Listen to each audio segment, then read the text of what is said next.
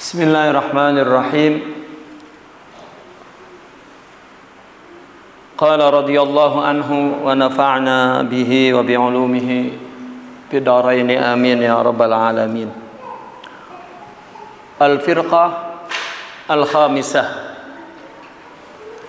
Ini golongan ulama yang maghrur, golongan yang kelima. Taraku al-muhimma minal ulum waqtasaru ala ilmil fatawa fil hukumati wal khusumat wa tafasilil muamalati dunyawiyah al-jariyah bainal khalqi limasalihil ma'ayish wa khassasu ismal faqih ismal fiqh wa sammuhu wa khassasu ismal faqih wa sammuhu al-fiqh wa ilmal madhab. Wa khassasu itu ismal faqih, baru wa sammuhu al-fiqha wa ilmal madhab. Kelompok ini adalah ulama yang meninggalkan ilmu-ilmu yang penting. Dia fokus kepada ilmu fatwa, ya, fokus kepada ilmu fatwa di dalam hukumat, ya, di dalam kekuasaan. Artinya dia mempelajari ilmu fatwa untuk menjadi mufti di kerajaan, di kesultanan, di pemerintah. Dan juga fatwa untuk permusuhan, perselisihan. Dan rincian muamalah dunia yang berlaku di tengah-tengah makhluk, di tengah-tengah orang untuk kemaslahatan kehidupan. Jadi dia mengurusi masalah-masalah kehidupan orang secara umum, persengketaan, perselisihan, ya, waris misalnya. Ia menangani masalah-masalah kehidupan, kemaslahatan orang. Dia fokus di bidang itu. Dan mereka mengkhususkan nama ahli fikih itu. Dan meramakan fikih dan ilmu mazhab. Jadi dia pelajari mazhab ini, mazhab ini, mazhab ini, mazhab ini, mazhab ini, dia pelajari untuk menyelesaikan perkara orang. Itu bukan perkara yang salah, ya, betul, ya. Cuma artinya orang yang menekuni ini ada sisi magrurnya. Ya, seperti kemarin kan 4 golongan itu, sampai yang paling sempurna, bukan yang paling sempurna, sampai yang sudah sempurna itu masih ada sisa magrur itu. Nah, karena magrur itu adalah suara nafsu. Dan nafsu itu adalah sifat yang tumbuh dalam tubuh ini. Selama tubuh ini hidup, ya nafsu itu eksis. Gitu. Maka orang soleh apapun, seluas apapun ilmunya, tidak boleh merasa bebas dari nafsu, ya, merasa bahwa dia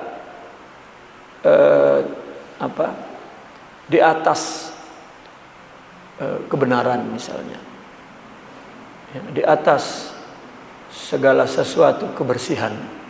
Tidak ada sedikit pun bagian dia melihat bahwa dirinya buruk, dirinya salah, dirinya tidak. Ya, tidak mungkin. Ya.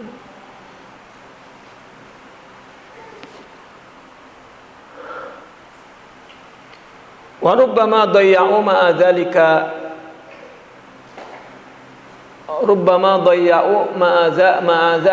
ilmal a'mal ilmal a'mali dhahira wal batinah wa lam yatafaqqadul jawarih. wa lam yahrusul lisana 'anil ghibah wal batni 'anil haram wal rijli 'anis sa'yi ila salatin wa kadza sa'iri al jawarih wa lam yahrusu qulubahum 'anil kibri war riya wal hasadi wa sa'iril muhlikat. Ya. Boleh jadi karena dia fokus menekuni ilmu fatwa, maka dia melalaikan ilmu amal zahir, mengetahui amal zahir dan amal batin, dan dia tidak mengoreksi anggota tubuhnya, mulutnya, telinganya, dan tidak menjaga lidahnya dari ghibah, tidak menjaga perutnya dari haram. Ya. Dan dari kakinya dari berjalan kepada sultan, dan demikian juga seluruh anggota tubuhnya. Dia tidak menjaga hatinya dari sifat takabur, dari sifat riya, dari sifat hasad dan segala yang merusak.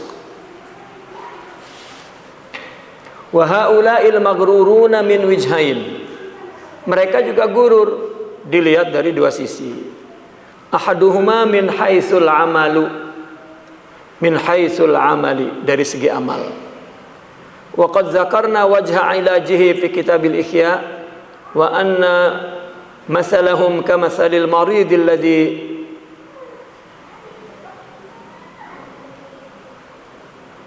ta'allama adda min al-hukama walam ya'lamhu aw ya'malhu fahaula'i musyrifuna 'alal halak min haitsu innahum taraku tazkiyata anfusihim wa takhalliyatiha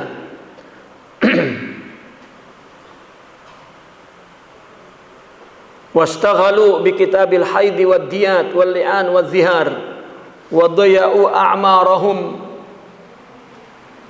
fiha.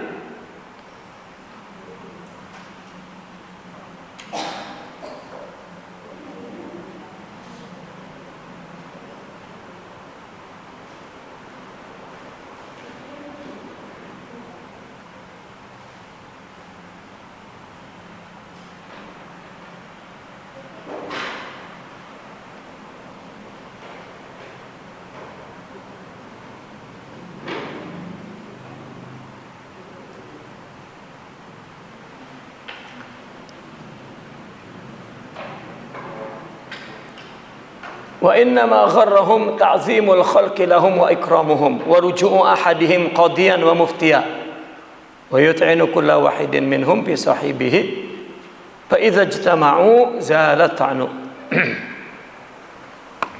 Ini seperti orang politik, ya. Jadi salah satunya dari segi amal telah kami sebutkan sisi pengobatannya di dalam kitab Ihya, sisi penanggulangannya di dalam kitab Ihya. Perumpamaan mereka seperti orang sakit, ya, yang belajar obat dari para dokter. Al-hukama itu dokter.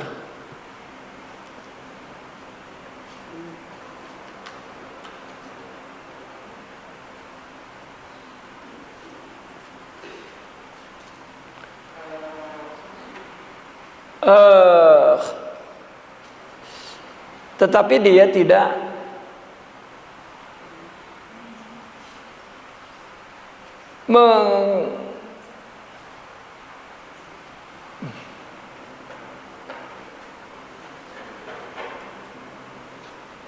saya ada dua kitab ini, dia lain-lain, ya. Terkadang di sini salah, di sini benar, terkadang dua-duanya salah.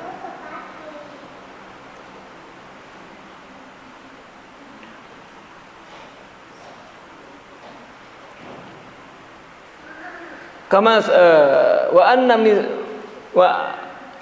salil marid alladhi ta'allama ad-dawa'a, yang belajar obat dari para dokter dan tidak mengetahuinya atau tidak mengamalkannya. Mereka adalah orang-orang yang menyongsong kehancuran, musyrifuna 'alal halak, di mana mereka meninggalkan penyucian nafsunya dan takhalli, ya, membersihkan nafsunya. Sibuk dengan bab haid, bab diat, bab li'an, bab zihar. Ya. Jadi kesibukannya tentang haid wanita, tentang bayar diat, pembunuhan atau apa, tentang tuduhan-tuduhan, tentang sumpah-sumpah. Artinya yang berkenaan dengan urusan-urusan kepermusuhan manusia. Ya. Dan menyia-nyiakan umurnya di situ. Keterpedayaannya itu apa? Keterpedayaannya hanyalah oleh apa? Oleh pengagungan dan penghormatan orang. Dan salah satunya menjadi rujukan sebagai qadhi dan mufti. Ya, menjadi rujukan, ya, sebagai qadhi dan mufti. Dan dia sering mencaci salah satu dari mereka, mencaci temannya, ya, sesama mufti, sesama qadhi saling mencela. Tapi kalau kumpul zalatan, kalau kumpul di antara mereka, ya, kakak kekeh gitu. Itu yang pertama. Dari segi amal dia hanya belajar obat, ya, agar orang sembuh. Belajar tentang hukum-hukum fatwa, hukum-hukum pengadilan untuk menyelesaikan perkara orang. Nah, dia sendiri, ya, punya persengketaan, punya permusuhan, punya, ya. Jadi umpama orang belajar obat, dia sendiri nggak minum obatnya. Gitu. Jadi magrurnya di situ karena dia dihormati orang sebagai hakim, sebagai mufti, ya, dia sendiri tidak menyelesaikan urusan-urusan dia dengan permusuhan kepada sesama. Ya, tidak. Yang kedua, min haitsul ilmi, dari segi ilmu.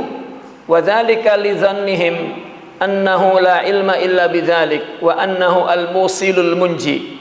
Wa innamal musilul munji hubbullah wa la yatasawwaru hubbullah illa bi ma'rifatih wa ma'rifatuhu thalathun ma'rifatuz zati wa ma'rifatus sifati wa ma'rifatul af'ali wa haula'i mislu man iqtasara ala bai'iz zadi fi tariqil hajj wa lam ya'lamu anna al-fiqha wal fiqhu anillah wa ma'rifatus sifatihi al-mu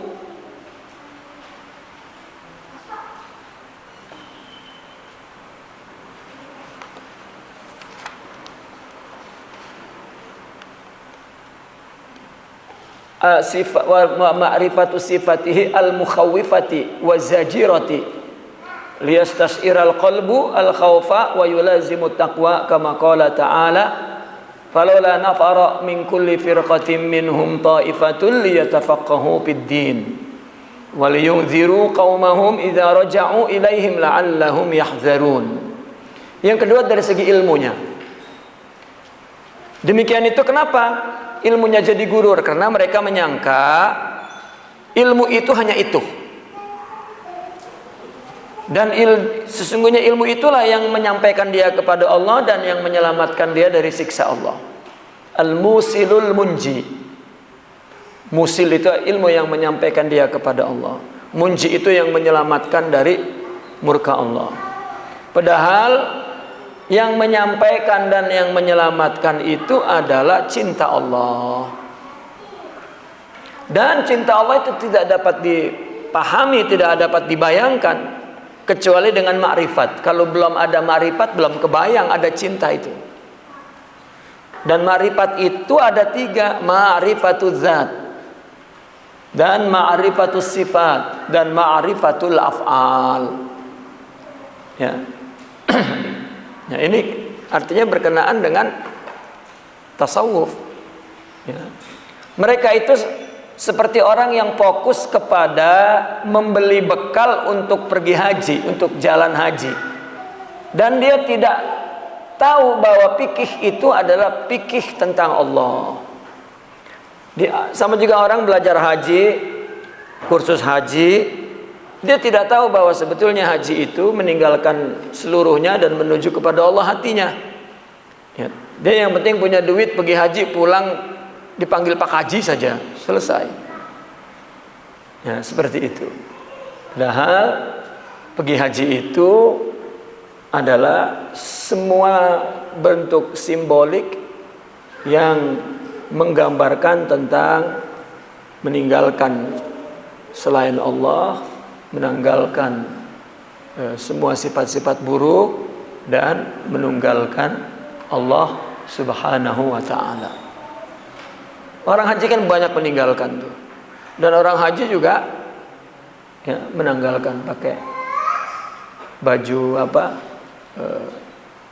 ihram kan, tidak pakai baju.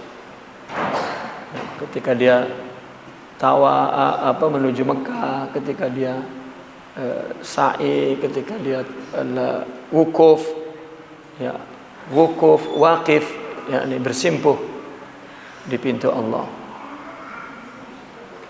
Dia tidak tahu apa itu semua, ya, bahkan menjauhi syaitan, ya, dan seterusnya.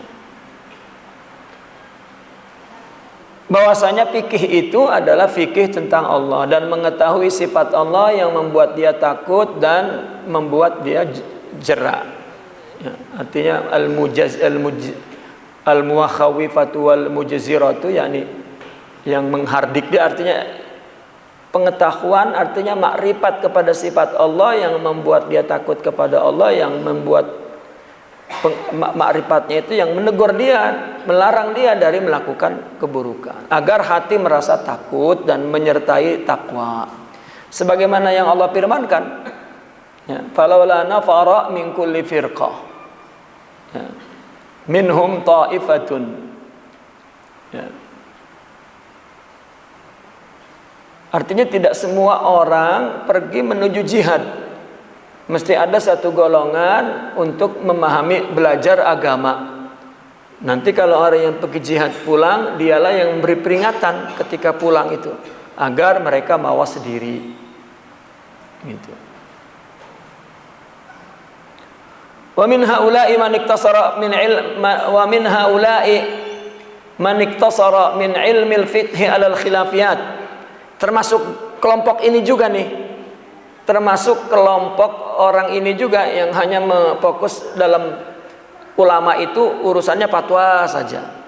Termasuk kelompok ini juga orang yang ya hanya mengetahui tentang khilafiyat, ya.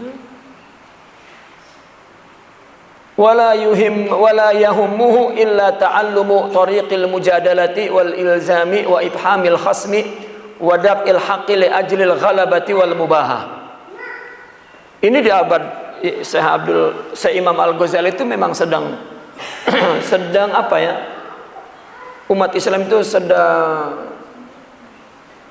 sedang berada dalam puncak kepenatikan kepada madhab. Ya. Di abad 400 sekian itu, abad kelima itu, setelah lewat abad ketiga, setelah zaman Imam 4 itu, selanjutnya adalah para mutakallidin, ya, para pengikutnya, para tabi'innya, pengikutnya. Itu mengalami kepenatikan madhab yang sadis. Gitu. Timbul kepenatikan mazhab itu sejak di zaman Imam 4 itu ada, sudah timbul. Dan imam kita Al-Imam Syafi'i itu pernah mengalami korban dari kepenatikan mazhab. Ya. Imam Malik itu banyak murid-murid seniornya kan. Imam Syafi'i termasuk junior. Jadi ketika Imam Syafi'i naik, artinya menjadi orang yang paling alim di zamannya dan sejajar sudah dengan para imam-imam itu, ya, maka murid Imam Malik yang lebih dulu dan sudah menjadi ulama besar mendengar Imam Syafi'i menulis. Imam Syafi'i menulis sebuah buku, nama bukunya dan tidak terbit tuh. Itu kisah saja. Karena buku itu dibakar oleh murid-muridnya Imam Malik. Bukunya apa?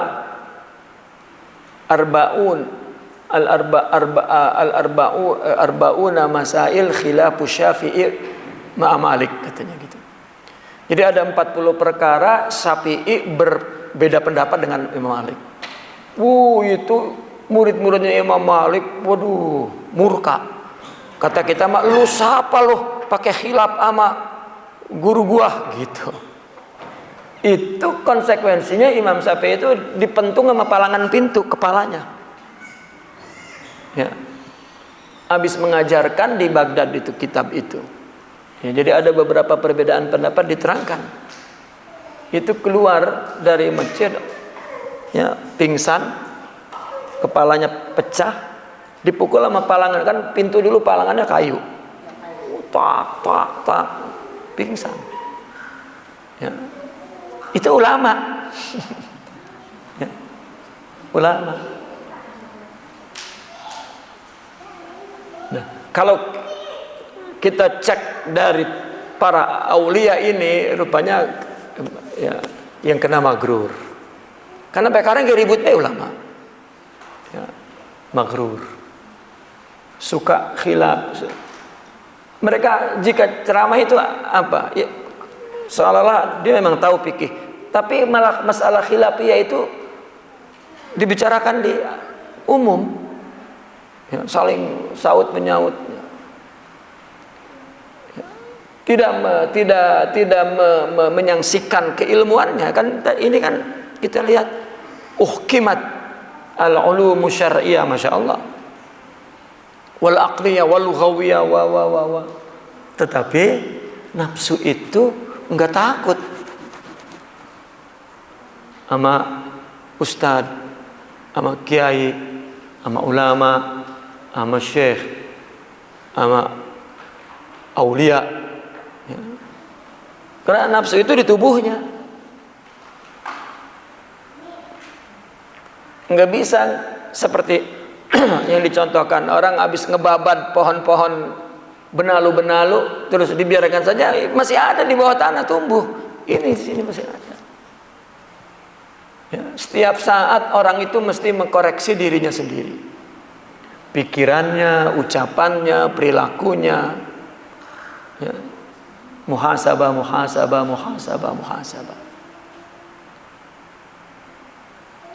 Ya. Makanya Imam Al-Ghazali menjelaskan tentang maqamat itu kan, tentang taubat, bahwa taubat ternyata muhasabah. Ya. Taubat itu memang pintu gerbang bagi orang kafir masuk Islam, bagi orang pendosa besar masuk ke taat. Tapi bagi orang yang salikina ilallah, taubat itu adalah kawan perjalanan dan tidak boleh. Ya, udah taubat, udah nggak ada, dan taubat terus. Karena Nabi mengatakan, wa innahu la yughanu ala qalbi hatta astaghfirullah kulla yaumin 70 marrah. Hati itu boleh jadi satu ketika dalam keadaan lalai. Makanya aku istighfar setiap hari 70 kali. Nabi kan tidak, tapi itu Nabi mengekspresikan sunnah, ya, bagi kita, bahwa kita perlu mengkoreksi diri kita. Ya, makanya ada hasibu qabla an tuhasabu gitu. Ya, kalau orang sudah hasibu qabla an tuhasabu, maka dia matinya bi ghairi hisab, karena dia sudah hisab. Ya. Itu sebab ketika kita bicara betul-betul ada dalilnya tidak, sesuai enggak dengan ilmu, dan benar tidak menurut akal, ya, dan tepat tidak dikatakannya di waktu yang tepat, ya. Bukan orang melakukan kebenaran, wah ini benar, hajar terus, nggak bisa, ya.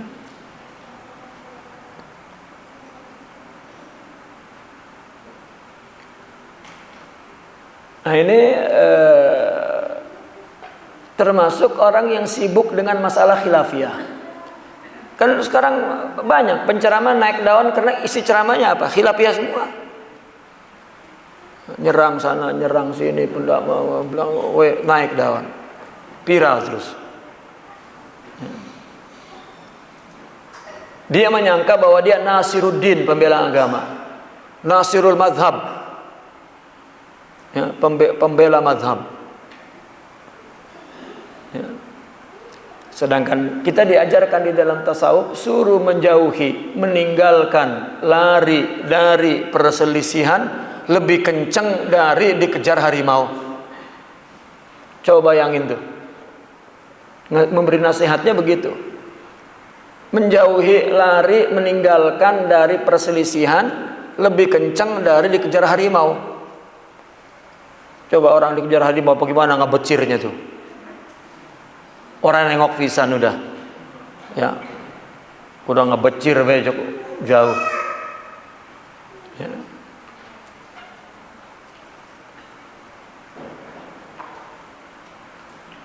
Maka ya, isi ceramah bicara yang betul saja. Jangan bicara yang salah. Ya. Bicara yang betul saja. Ini begini, ini begini, ini begini, ini begini, ini begini, ini begini. Susah. Ini kita baca kitab bicara, ini yang kekemplang yang membacanya mulu. Pelentang, pelentung, pelentang, pelentung. Lah terus siapa yang mau nasihati kita kalau bukan ngaji? Ya. Ilok begitu kita ngedengar kitab ini, pikiran kita bukan kita, dia ini mah dia itu. Lah enggak, kita sendiri yang kena. Ya. Sampai kalau kita sendiri sampai orang kena mah abong atuh. Bersih emen kan gitu. Ya. Allah, wala yahummuhu, dan tidak ada yang menjadi peduli dia itu kecuali belajar cara mujadalah, cara debat, cara ilzam, memaksakan orang, cara ifham, mematahkan permusuhan, al-khasam, permusuhan, dan menolak hak, membela hak demi mengalahkan dan demi kebanggaan, bukan demi hak. Orang kalau mencari hak, ya, dia tidak bersama siapapun, bersama hak. Makanya ada ungkapan begini, kenalilah hak, la ta'riful hak birrijal. Jangan mengetahui kebenaran di kelompok, di orang, di figuritas. I'rifil haq ta'rif ahlahu. Pahami hak, nanti kamu tahu siapa yang berada bersama hak. Jika orang sudah mengatakan yang benar itu rijal, ya, kelompok ini, nggak bisa. Misal kita orang NU, pokoknya NU paling benar nanti dulu. Ya. Yang benar itu kenali kebenaran, nanti kita tahu nih di kelompok kita ini siapa yang dengan kebenaran, siapa yang tidak. Nggak bisa pakai figuritas, pakainya nilai. Ya. Gitu. Sehingga kita bisa bersikap adil kepada siapapun. Ya, bersikap netral kepada siapapun.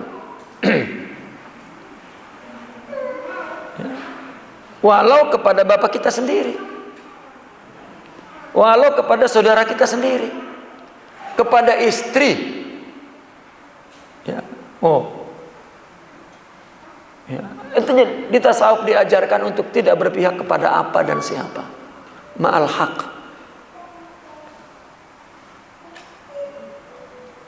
Ya. Dan itu baru bisa dilakukan oleh orang yang juga tidak berpihak kepada nafsunya dan mampu melawannya. Ya. Perbuatan apa yang paling tidak dapat dipisahkan oleh orang? Perbuatan yang bersifat subjektivitas. Kalau dia mampu berdiri secara objektif, mengkritik dirinya karena ada nafsu, maka dia akan bersama hak, tidak bersama siapapun.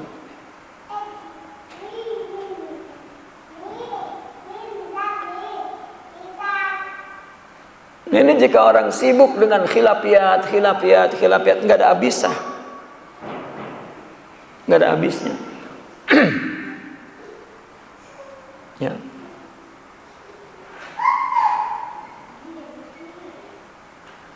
Bersyukur ya, kita dalam suluk, dalam tarbiyah. Ya. Ya dulu begitu dengar khilaf saja itu udah kuku rasanya udah keluar semua tuh, gigi udah keketot gitu, udah kebayang kitab tuh kuat apa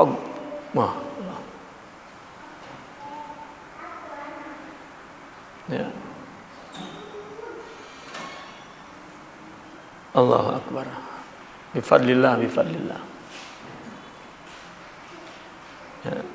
Saya sampai Bandung ya, debat ke Jakarta gitu. Ya, tahun 2004, 2005 itu masih. Tapi rupanya tarbiyah melarangnya.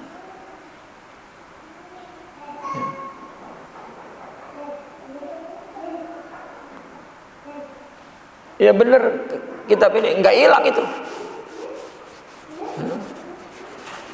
Biar udah dipangkas itu di sawah itu, bibitnya kan masih ada. Allah. Bagaimana orang jadi ustadz hanya ustadz khilafiyat gitu katakan. Jadi ustadznya ustadz khilafiyah.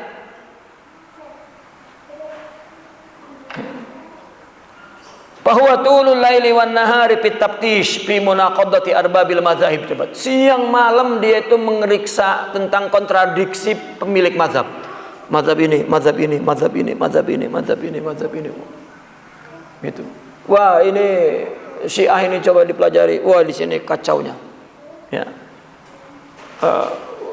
Salafiyah misalnya ini kacaunya. Ya. Saya lagi di Mesir dulu, sampai ada ulama di sini, di Indonesia ini, ya, sering menghubungi saya. Dia bilang kita bermusuhan, bukan artinya bermusuhan dengan kelompok Syiah lah katakan. Ente harus kuasai itu, Syiah itu. Jadi dia selalu debat dengan tokoh-tokoh besarnya di sini. Ya, beliau itu memang hebat, jago debat, Allah yarhamuh ya.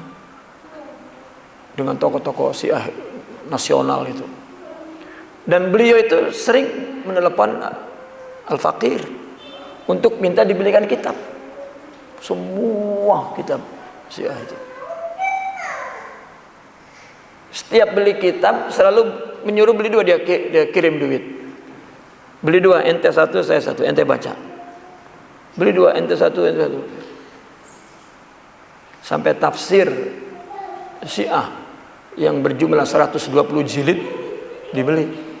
Dua, ya, belinya buat saya satu. Suruh baca. Nanti pulang lawan. Ya. Maka saya pernah menyampaikan seminar di Kairo, interpretasikan, membentangkan tentang sekte-sekte Syiah dari A sampai Z, bidakik wa tafsil. Gitu. Ternyata itu bikin hati berduri, nggak pernah sehat. Ya.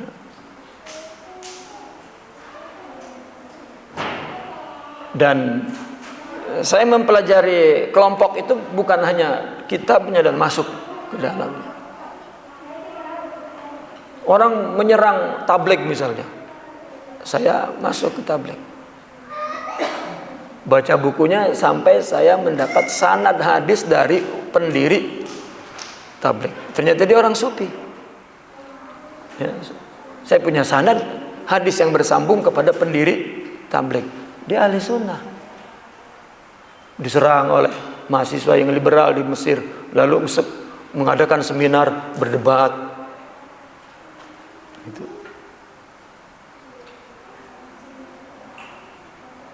Ya. Saya masuk ke kelompok pergerakan itu memang masuk 100%. Ya.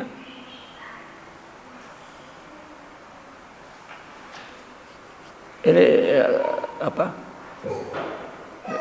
Sekedar bagi pengalaman. Ya. Referensi buku pergerakan itu ya, banyak sekali. Mungkin kalau saya boleh mengaku, tokoh pergerakan yang ada di sini mungkin tidak sebanyak saya membaca kitab referensi pergerakan. Kalau mengaku sombong, padahal mungkin aja ada yang lain gitu. Saking merasa bahwa saya membaca buku-buku mereka dan masuk ke dalamnya. Katakan saya sebut, saya memang menghitungnya 500 kitab pergerakan saya baca. Ya, dan saya mengajar kitab pergerakan itu. Dan orang yang belajar dengan saya menjadi tokoh besar di Indonesia. Artinya kan orang standarnya kita memaafkan orang padahal kita mampu menghancurkannya kan gitu. Itu kan hebat gitu.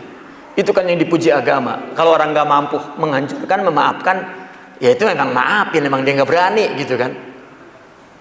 Tyson memukul nggak jadi, itu namanya hebat.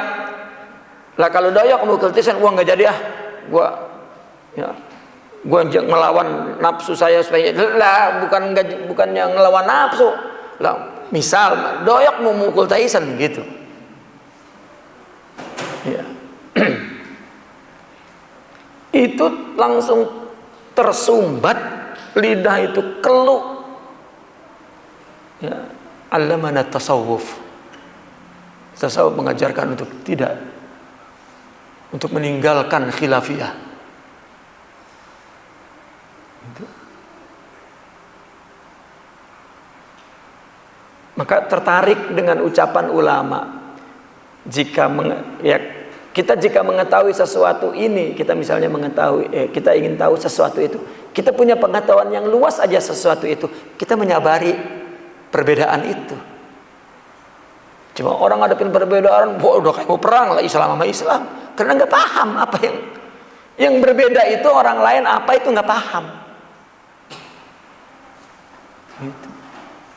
Kalau paham, nggak ada bedanya, hanya salah. Hanya dalam saya menyebutnya farak, cabang pembahasannya, dan itu nggak pengaruhi imannya, halnya kepada Allah.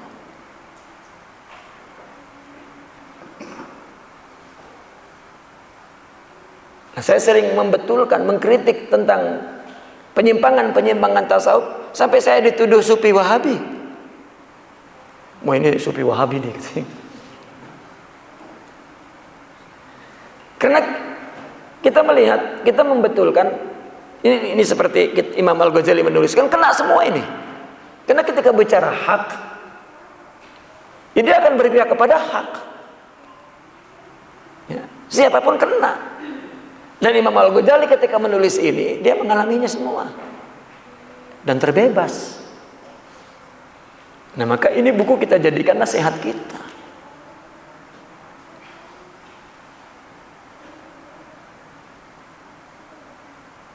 Ya.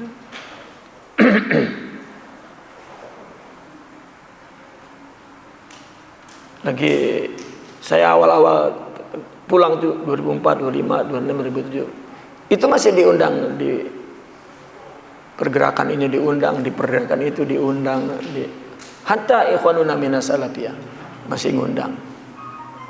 Dan ketika memberikan ceramah ya kitab mereka, manhaj mereka, pendapat mereka. Ya. Maka antum ketemu teman-teman saya di Mesir yang seliting, itu nggak nyangka saya tasawuf. Ya. Saya kalau datang ke kedutaan aja, urusan itu orang kedutaan begitu ketemu melihat saya itu di kantor, wih Amirul Mukminin, orang pergerakan, assalamualaikum ya Amirul Mukminin, gitu. Kapan yang mendirikan daulah? Ya. Sampai di Mesir itu dengan orang kedutaan itu saya dituduh orang Haraki yang berbaju sufi, katanya. Itu serigala berbulu domba, katanya. Ya. Masya Allah, Masya Allah. Ya, bifadlillah, bifadlillah, bifadlillah. Bersyukur kepada Allah. Selamat ya, dari khilafiyah. Yang paling terakhir, mungkin antum kalau rajin-rajin YouTube tuh, ya ada aja orang yang ceramah, tokoh ya, di luar Indonesia, ya, seorang tokoh menyerang saya dan mengatakan ya, Rahimuddin Al-Batini, bukan Al-Bantini. Ya. Al-Batini itu kan sekte kafir dari Batiniyah Syiah, ya, dituduh Syiah. Ya. Saya satu huruf pun saya nggak membela.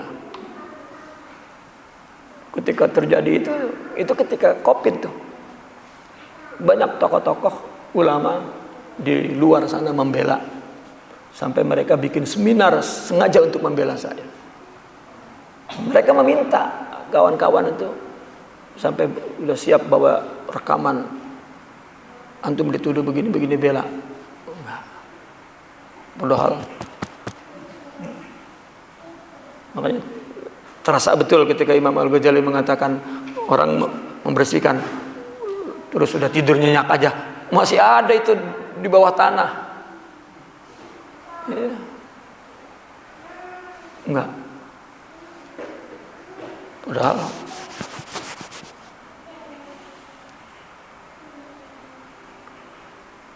Allah.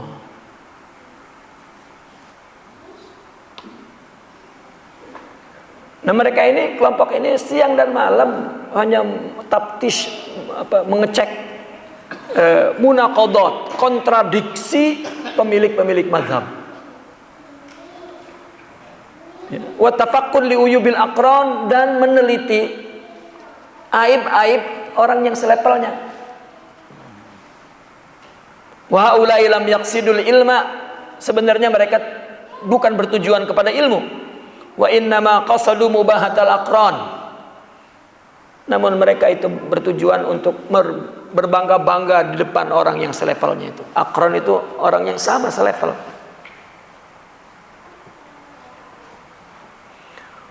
Walau istaghalu bi tasfiyati qulubihim kana khairan lahum min ilmin la yanfa illa fid dunya wa takabbur. Ya. Andaikan mereka membersihkan hatinya, itu lebih baik bagi mereka ketimbang ilmu yang hanya manfaatnya di dunia saja. Ya. Kana khairan lahum min ilmin la yanfa illa fid dunya wat takabbur. Ya. Atau wanapuhu fid dunya, sama saja itu, sama saja itu. Wat takabbur. Wadzalika yanqalibu fil akhirati naran talazza. Ya. Dan tempat kembalinya di akhirat itu api yang berkobar-kobar. Wa amma adilatul madhhab fayastamilu alaihi kitabullahi wa sunnatu rasulih fama aqbaha gururaha ulai. Adapun dalil-dalil madhab itu ada dalam kitab Allah dan sunnah Rasulullah. Alangkah buruknya gurur mereka itu. Ya.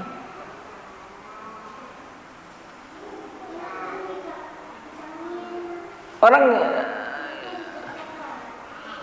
maka saya kalau melihat ada kawan ikut-ikutan terus ceramah khilafiyah, kalau kita tahu kalau misalnya saya kenal dan ilmunya samalah, nggak banyak amat gitu masalah khilafiyat, itu saya larang. Udah, si fulan itu dia pakar dalam khilafiyat, udah biarin dia sendiri, jangan ikut ngomong bola. Ya elah. Saya terkesan dengan perkataan Syekh Muhammad Al-Ghazali itu.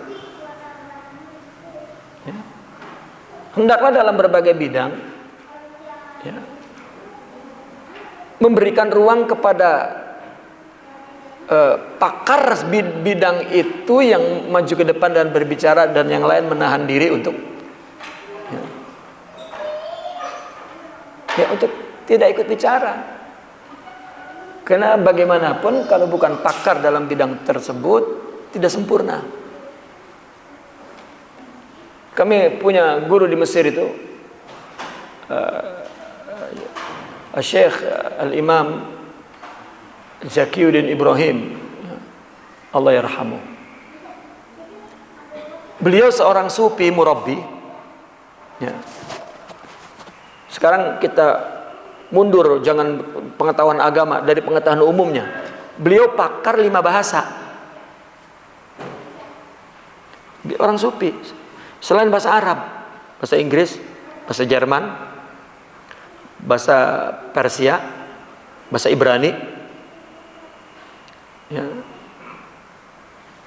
Dan satu lagi, Allahumma shalli, bahasa Inggris, bahasa Jerman, bahasa Perancis, ya. Bahasa Ibrani,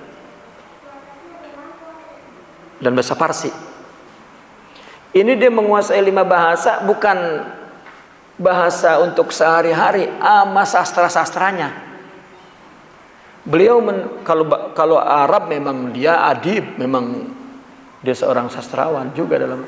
Dia boleh menulis puisi di 5 bahasa itu dan tinggi nilai sastranya menurut pakar sastra pemilik bahasanya. Beliau murabbi dalam tarekat Saziliyah. Ya, di Al-Azhar dulu tidak ada tadribud du'at, di mana dia punya rencana untuk melatih para dai sedunia. Al-Azhar yang melatih, itu gagasan beliau, karena beliau di Al-Azhar memang pakarnya usuluddin. Ya. Nah, tokoh-tokoh yang menjadi mufti faqih itu murid beliau. Hatta Syekhuna murid beliau. Tapi karena beliau bidangnya adalah murabbi, ya, ketika ada yang bertanya tentang fikih, lalu ada muridnya mufti duduk di situ. Kata dia, begitu beliau ada orang bertanya bla bla bla bla, beliau jawab sedikit dan bertanyalah kepada Syekh Atiyah Sakar, katanya. Beliau ya, yang berkompeten dalam bidang ini, beliau yang berhak bicara dan saya tidak. Ya. Lalu beliau mengatakan, "Idza aradallah fata'ala." Jika engkau ingin Allah, baru datang ke sini. Jika engkau bertanya fatwa, tanya kepada. Ya, padahal beliau seorang faqih dalam mazhab 4, tapi karena bidangnya bukan di situ, ya, maka ya, beliau mengutamakan orang yang pakar bidangnya. Nah sekarang orang hanya fokus ilmu khilafiyah, yang lainnya tidak menguasai. Nah ini apa jadinya? Ya, apalagi tidak belajar tazkiyatun nafs. Debat itu yang pertama kotor hati sendiri. Apalagi kalau salah, mikirnya bukan menerima kebenaran, buat kebet lagi kita mana yang mematahkan. Allah. Ya. Dan ada ilmunya, ilmu jadalah itu ada ilmunya. Di Ihya Ulumuddin habis ya, oleh Imam Al-Ghazali itu, dan beliaulah salah satu pembuat ilmu mujadalah itu. Ya dalam debat itu ada cara-cara mematahkan lawan. Ya. Patahnya bukan patah besi lagi, patah arang yang nggak bisa disambung udah. Ya. Sampai udah jiper gitu. Allah. Bifadlillah, masya Allah.